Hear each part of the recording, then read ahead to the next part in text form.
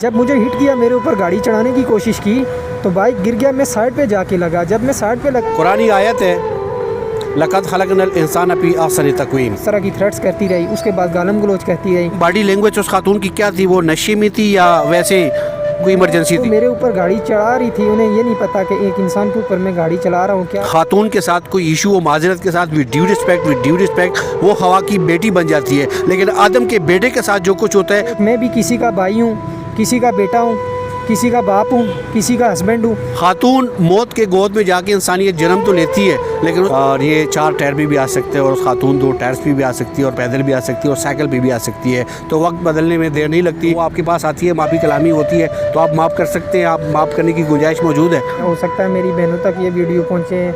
मेरी वाइफ हैं, मेरे माँ बाप हैं, मेरी रिश्तेदार हैं, मेरे दोस्त अहबाब हैं।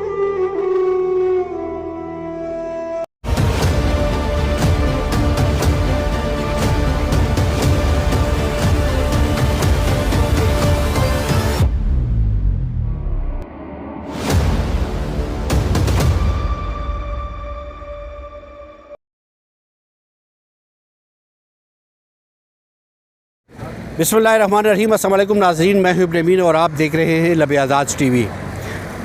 शेर इक़्तिदार इस्लामाबाद में ज़रूर मौजूद है। आज पार्लियामेंट के सामने नहीं, मेन रोड फुटपाथ पे मौजूद है, और कुरान की एक आयत से मैं अपनी गुफ्तगू का आगाज़ करूँगा।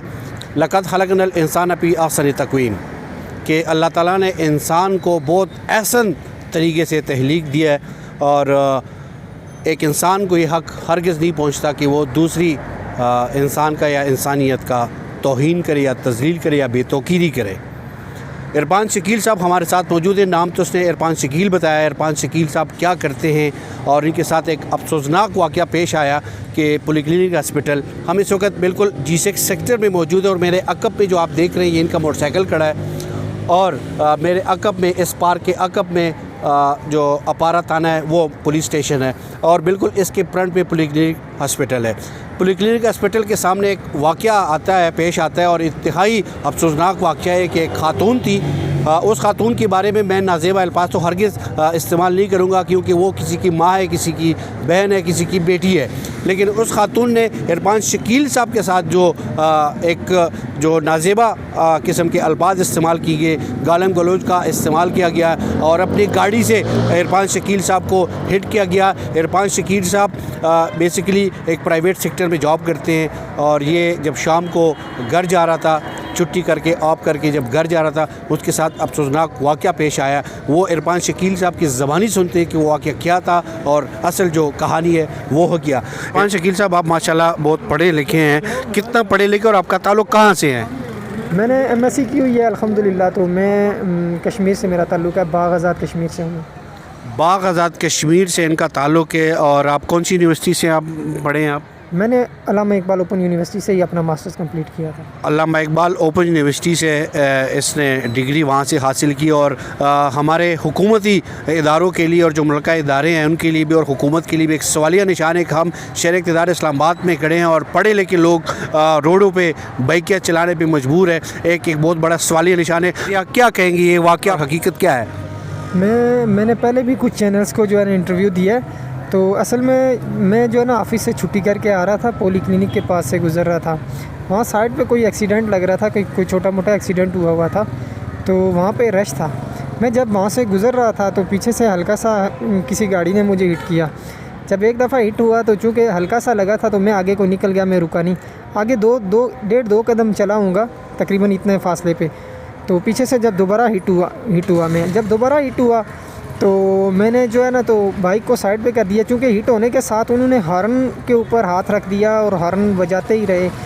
तो जब हॉर्न बजता रहा, मैं समझा किसी की इमरजेंसी है, मैंने बाइक साइड पे रख दिया। आप वीडियो में भी देख सकते हैं, साइड पे कर दिया। तो मैंने उन्हें जगह दे दी, लेकिन वो आगे नहीं क्रॉस हुए, बल्कि वो गाड़ी मेरे पीछे उन्होंने कर दी। तो मैंने जब हॉर्न बज रहा था, मैंने उनको हाथ इस तरह इशारा किया कि क्या मसला है, पीछे को थे, थोड़ा साइड पर से मुझे अंदाज़ा हो रहा था गाड़ी है साइड पे। तो उस टाइम उन्होंने इस तरह पीछे करके मुझे हिट किया ज़ोर से।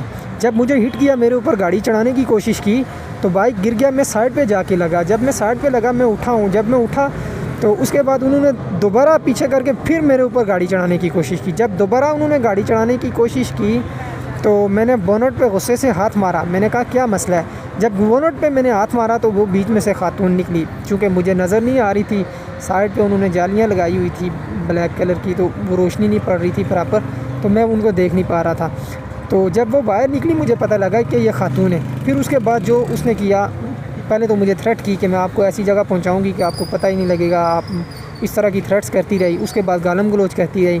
तो आखिरी मेरे ख्याल में 40-45 सेकंड या 1 मिनट का कोई क्लिप है जिसमें उनकी गालियाँ रिकॉर्ड हुई हैं। ये वीडियो, वो मोबाइल तो हर किसी के हाथ में होता है, तो किसी ने वीडियो बनाई है क्या? मतलब ख़वातीन से और स्पेशल बच्चों से माज़रत के साथ कोई नाज़ेबा अल्फाज इस्तेमाल हुए? जी, नाज़ेबा अल्फाज इस्तेमाल हुए हैं, वो तो आपने देख लिए हैं।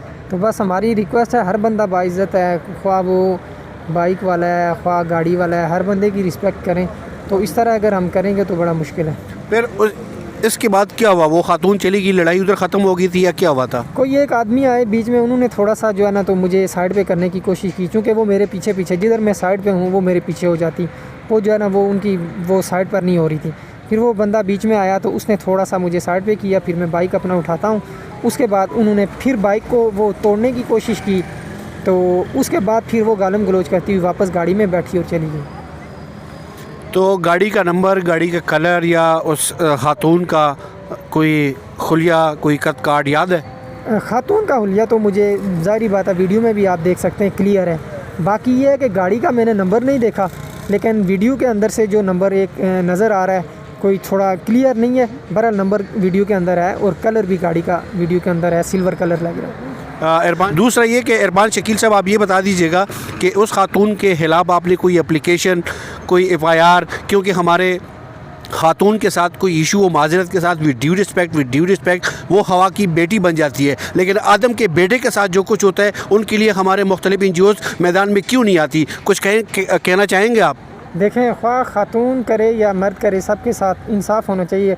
ख़वातीन की अमूमन हम लोग मुसलमान हैं, हमारे मज़हब में चूँकि उनकी एहतराम इज़्ज़त ज़्यादा की जाती है, उनका ख्याल ज़्यादा रखा जाता है।